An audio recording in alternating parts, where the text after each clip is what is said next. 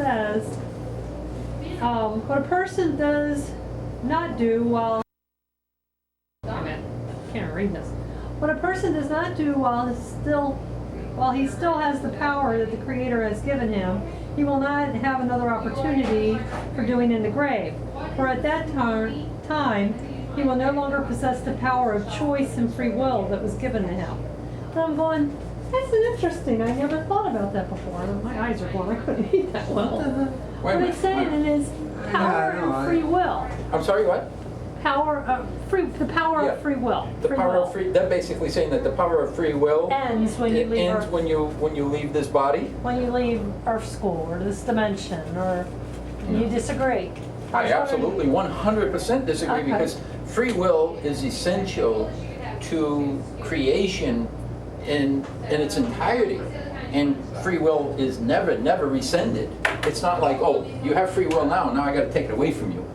No, it doesn't work like that. Okay.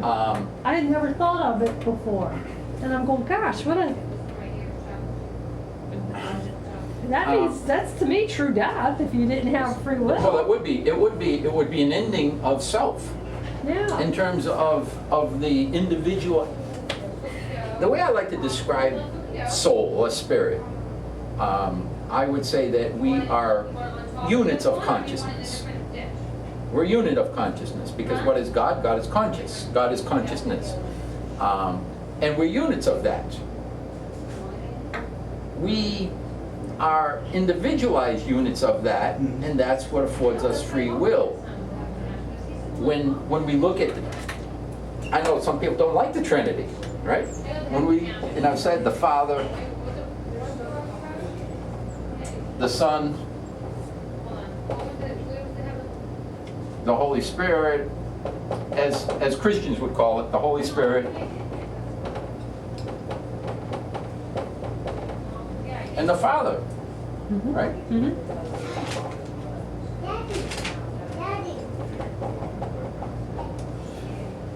All conscious. It's all consciousness, right? Well, in order for God to even have the experience of experiencing itself, it had to create units of consciousness that have varying degrees or levels of awareness. We talked in here before about the fact that when Jesus was in this world, the Bible says it behooved him to be made in the image and likeness of man, and just like man. Jesus had an ego human mind. When we leave this world, and we've talked in here many times about the dimensions and levels of creation. Well, first of all, the dimensions and levels of creation are based on levels of awareness. Right? That's what differentiates where you're going to fit and play within creation. We're going to play somewhere. Depending on our level of awareness, we're going to plug into or fit in a certain part of creation. Now, in order to move from this point to this point, in order to move from here to here, how would you move from there to there if you don't have free will? If you don't have the ability to grow in understanding, you're not going anywhere. And Peggy's statement was that to be taken like on a superficial level, that when you have one life and when you die you missed your opportunity to do these things? Because they're talking about in the grave. Well, Kabbalah believes in reincarnation. Okay. So I think they mean when you leave. So they're talking about when you leave this dimension and you go to the spiritual world for your review of this life and whatever with your group and your spirit guides. So are they implying then that you have no free will there? And is there any sense to that? I mean, can you, when you're in that realm, united with consciousness in heaven or spirit or whatever, can you then not, you wouldn't have the ego, you wouldn't have the same thing going on that you have here in this world. You wouldn't make a lot of mistakes, you wouldn't do a lot of... I would disagree, and I would say that you do have ego. Yeah? I would say this, and this is one of the reasons why, and I've talked about this over and over and over again, the fact that you are either awake or asleep. Okay, within the sleeping, the asleep would definitely involve the degrees or the levels, right? You're asleep. Well, how asleep? Right. You're seeing this much of creation, this much. Jesus referred to a hierarchy in heaven, right? When they asked him about which one of us is the best, and he said, of all of the men born of the flesh, there was none greater than John the Baptist, but even he is less than the least in heaven. So he's talking about a hierarchy, right? Now, what would differentiate one from another, and how can you create a hierarchy? God didn't create any one spiritual entity greater or less than the next, right? God created everyone equal. Everyone is equal in terms of spirit. In terms of spirit, we're all equal. Oh, thank you, Bill. Oh. With that shirt. Oh, cool. In terms of ego, we're all different. We all have a different personality. What's his name? John that came in here. Was it John? I think so. Yeah, the guy who came here and he was from the IRA. Yeah. All right. And he was talking about Ouija boards.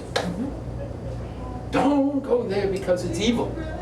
Well, in reality, if you open up to another dimension within creation, there is still, and you're going to find there is still dualistic view in good and evil in that dimension, the astral plane.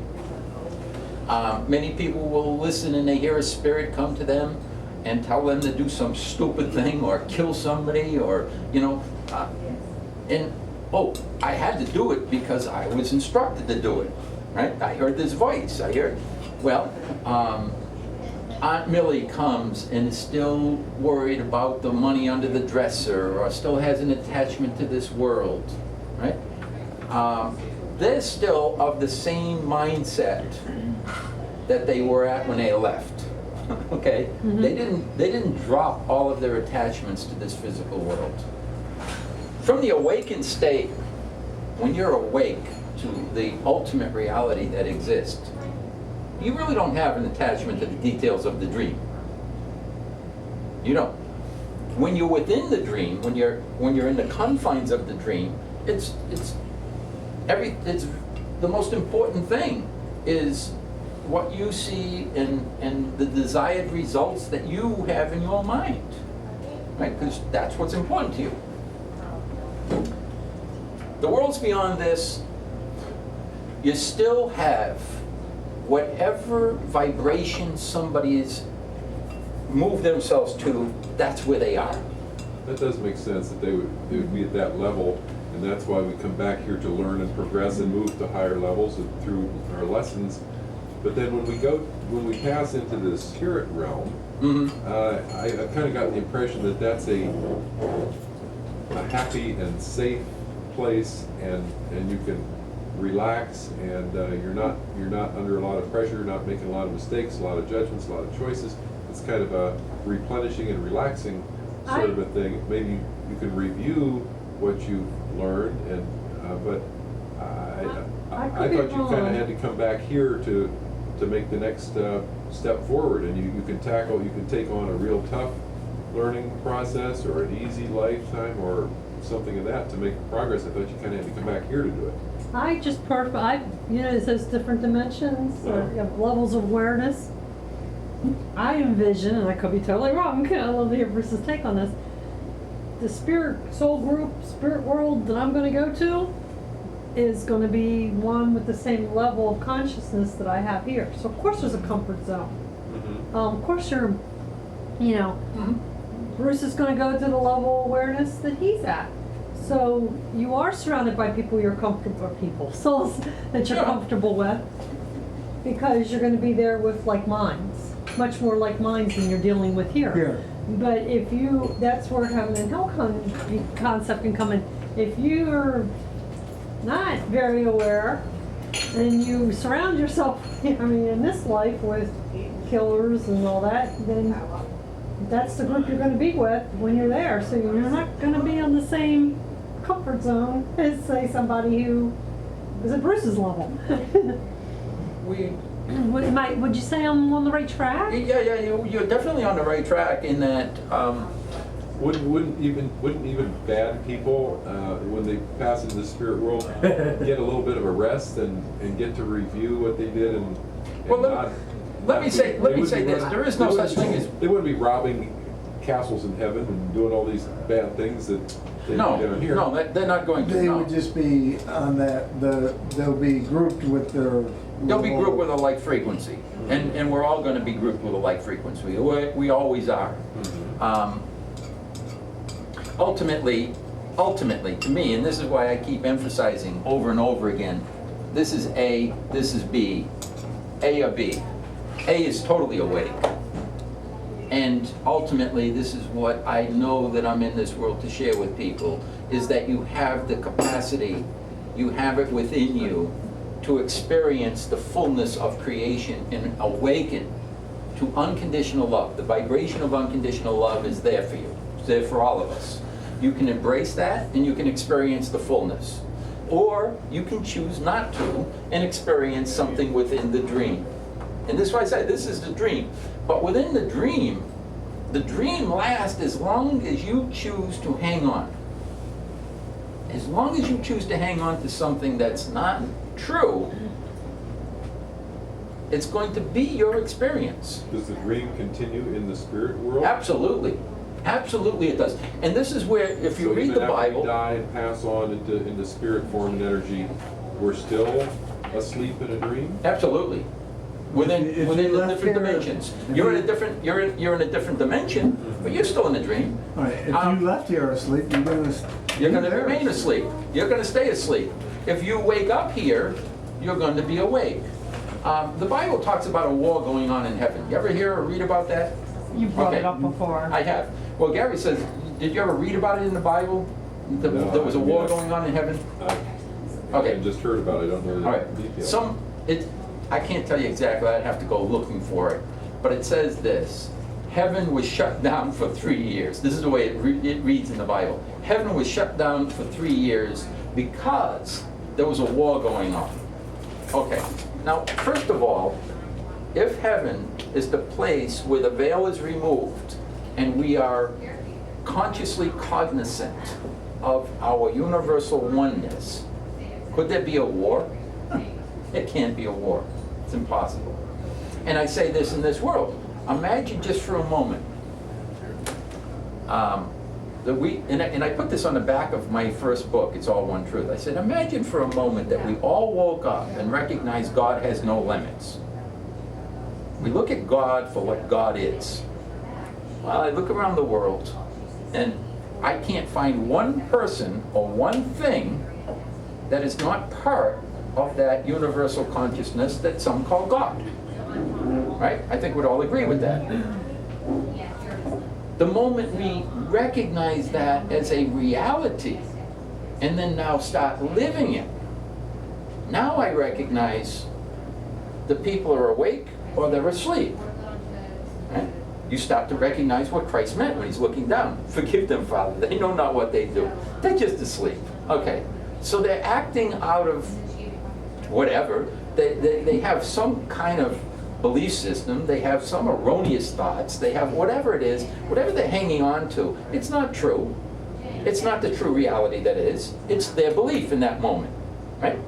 As crazy, as stupid, as barbaric, or whatever thoughts they're having, they're in their head. They're not true. It's an illusion. When they wake up, they couldn't act the way they act. The moment we woke up and recognized all people are God's children, who's not your brother and sister. This is why Christ said, what you do for the least of my brothers, you're doing for me. What you do for the least, you're doing for me. So when we drop a bomb on somebody, what are we doing? We're killing God in the name of God. We're killing our brothers and sisters. Whether they're white, black, yellow, red, doesn't matter. Whether they're 5 foot, or 2 foot, or 8 foot, or whatever, these are all creatures that were created by God. They're all my kin. Period. This is where Einstein was headed when Einstein said, patriotism is the measles of humanity. The moment I see a small group as mine, now I can drop a bomb over here and feel I'm protecting mine. Right? I got a gun. Anybody comes, I'm going to defend my family. I'll kill anyone who walks through that door. Protecting my family. Wait a minute. That's my family I'm killing. Right. You know? But we don't think that way. Because my family. You know, this is why Christ was so emphatic about, if you really want to be my disciple, and most Christians have missed this, you really want to be my disciple, you got to forsake that family relationship, meaning you best invite everybody into your family. Everybody in the world. The Christian, the Buddhist, the Muslim, the Hindu, the atheist. Those are easy. The murderer, the rapist. The murderer, the rapist. Why are they more difficult? For most people, because we judge. Forget most people. We're talking about you. Oh, well, because I judge. Ah. Ding, ding, ding, ding, ding, ding, ding, ding, ding, we got a winner. I try not to, but I mean, Okay. reality is, you know. Yeah. I mean, when I say, I mean, I admit, if I was going to write a boss and you know, scary, I'm going to choose to sit by. Okay. All right. And it's fear-based. So if you have fear-based, you got to admit it comes from somewhere. It's in So you. what's very interesting is you just defined that which is keeping you from having the experience I know. of You're fully awake. being fully awake and unconditionally loving. I know. You know what the root cause is, and I think we're all at this point. We're all aware of what the root cause is. The root cause is having an attachment to our dream, our perception, the meaning we've applied to this particular moment in time, right? Seeing things in form. Seeing things in form, in the form in which we wish to hold it. My life is up to me to see and experience, and Ginger can't tell me how to see that person over there. Just as I can't tell you how to see that person that you're ready to sit next to. That's up to you. And we are going to apply our perceived judgments and place them into this moment. Or I'm going to surrender my belief that I know and trust spirit. Wow, that's a hard thing. It's a very, very hard thing. It truly is. But A or B is the option. I follow it all. I know you do. You follow it. I understand that. And it takes tremendous practice. It takes tremendous practice for us to make the transition within self, because we're so familiar with the ego's way. I mean, we're all pretty good at judging. I think we all have a pretty good judgmental mind. If I put a list of things on the board, we could categorize everything. Good, bad, good, bad, good, bad, good, bad, right? We all would know what's good and bad, I think. And most of us would be pretty close to being all on the same page. Pretty much the whole world would be able to discern good and bad relative to the general belief system of the world. Right now, it's very interesting because I think about that example that you give with the African tribe and the 13-year-old daughters. Oh. And I equate that right now to the, what's going on in Texas with that compound. Right. And That's- I'm going, we judge that as bad. Mhm. And they live in a society where that's judged as bad. But if they're, who am I I don't know if they're being abused or if they're treated in a loving, kind way. How can I judge that situation? Now, I have to tell you, a year or two ago, I had a different answer for that. So I have come away. Yeah, yeah. But I still, Or are they being abused when the kids are separated from their mothers? Exactly. You know, Yeah. which is worse? Which is worse? I would The say, trauma that they're suffering at home or the trauma that they're suffering away from home. well, you know, I would believe that those mothers, to me, I would believe are very caring mothers I would and think. nurturing. And probably going to be more nurturing to those children than any foster care that you're going to put them in. Probably. Especially in You know? America. And those kids are going to be less traumatized by being brought up with their natural mother that loves them and nurtures them and wants to give them the best. Now, the fact that half of the young ladies that were still in their teens have had children, by our society, that's not acceptable. Right. But as I say that, Mick and I had neighbors in Miami, they got married at 13. We happen to know them in their 30s, and they were lovely people. But I mean, so what I'm saying is, The it's not. concept is hard to accept. The concept is, because again, we have preordained judgments Conceived Right. and we're in conceived notion, and it's instilled in us from our childhood up. We're conditioned as a society to see this is right, this is wrong. We're taught. We teach our children. This is what you do. This is what you don't do. This is what you do. This is what you don't do. And so, yes, from a purely human perspective, we could list right and wrong. From spirit, I look at this today, this world today, and although I see a lot of things from a human perspective I would look at in a negative view, from a spiritual view, I know I'm not in a position to judge anything. I truly am not, because I'm not omniscient in this moment. I don't know a person walking the face of the planet that is omniscient. I'd love to meet that person, but they're not. From that conscious state, the world is perfect in terms of, as Gary was saying, we are here evolving as spiritual beings, increasing our levels of awareness. What is going to take Gary from where he is to another, I'm going to say another stage or another level, I have not a clue. I don't know what Gary should have, nor do I know what you need for your next, but I do know this. There is a certain understanding that will help you in terms of expediting that process. And one is practicing non-judgment. One is letting spirit guide each moment for you without you trying to call for an experience.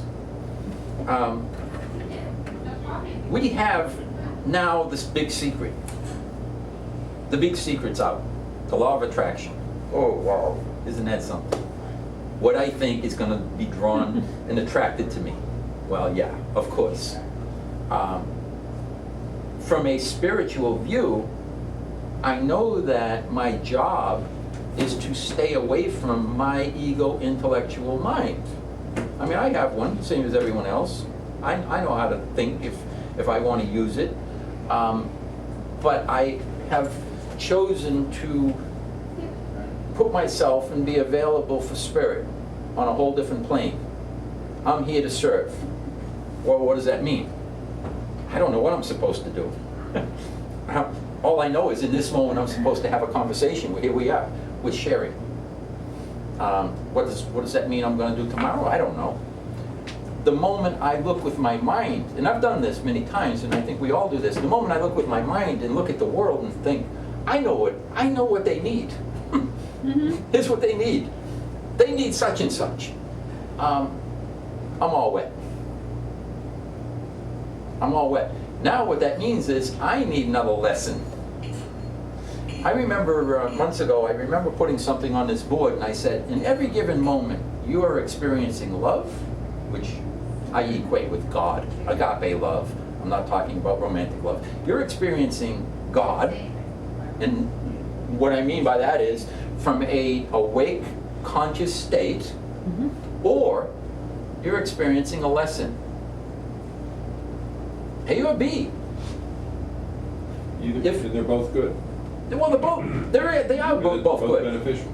They're both beneficial. If I'm not awake, then and this is why the Bible says this: all things work for good for those who love God. It probably should have be written this way: all things will work for good for those who are choosing to know God.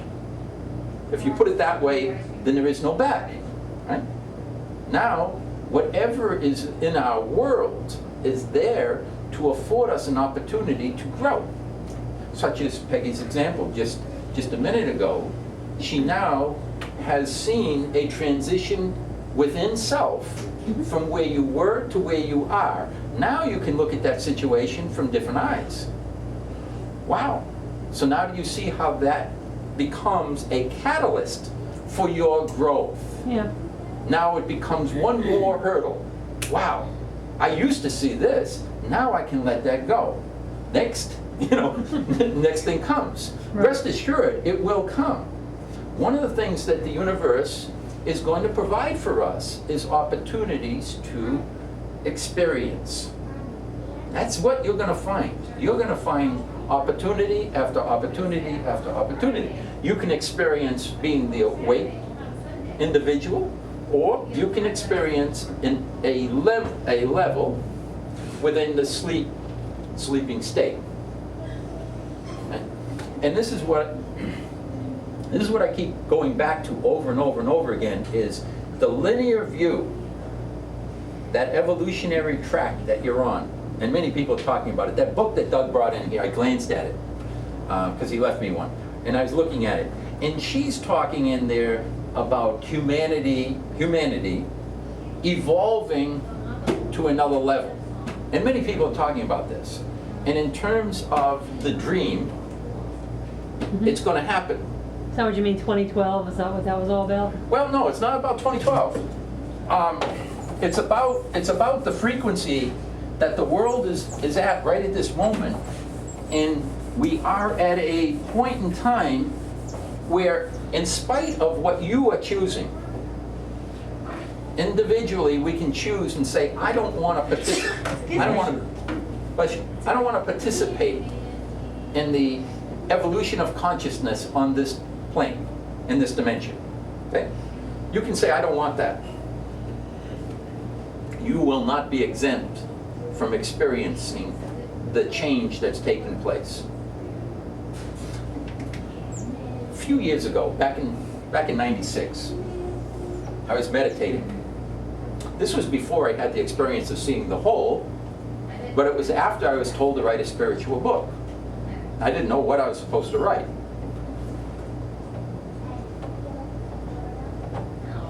And in my meditation, what I saw was gears. And I thought, oh, isn't this interesting? But I didn't know what they were. So, what the hell is this? But I saw these gears, right? And what I saw, I said, wow, this is interesting. And then I asked, what does this mean? And what I was witnessing was, there is an evolutionary cycle. And that was something